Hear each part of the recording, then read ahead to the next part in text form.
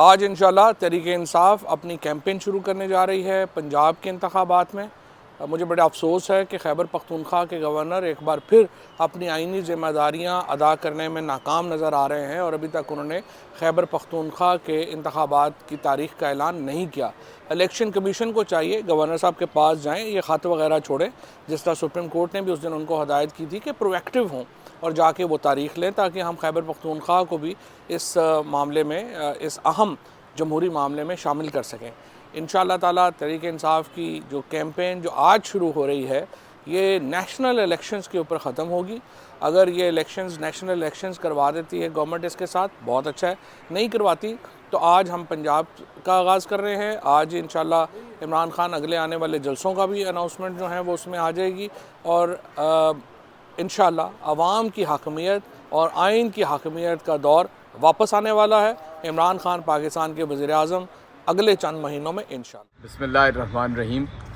حقیقی آزادی کی منزل قریب آ رہی ہے اور گزشتہ ایک سال میں تقریباً عمران خان نے جو لازوال جدوجہد کی ہے اس کے لیے، جس میں انہوں نے اپنی جان کی بھی پرواہ نہیں کی اور اپنے جسم کو گولیوں سے چھلنی کروایا اور ہمارے سینکڑوں کارکنان 2 ہفتوں تک صعوبتیں برداشت کرتے رہے اور جیلوں کے اندر ہی صرف نہیں رہے بلکہ وہ صعوبت نہ کھانے کو، نہ پینے کو، نہ پہننے کو، نہ نہانے کو، جو ایک جنگی قیدی کے ساتھ بھی سلوک نہیں کیا جاتا۔ اور اس کے علاوہ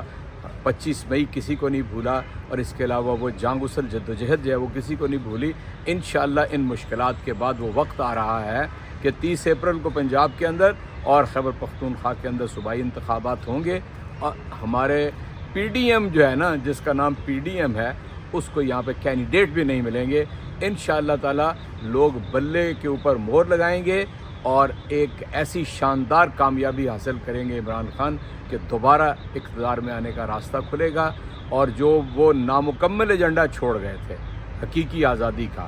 اور استعمار سے آزادی کا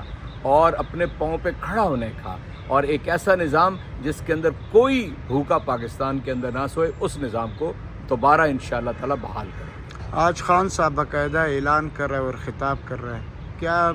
قوم کے لیے کیا پیغام دے گا خان صاحب؟ دیکھیے، خان صاحب بالکل واضح طور پہ یہ بتائیں گے کہ 30 اپریل کے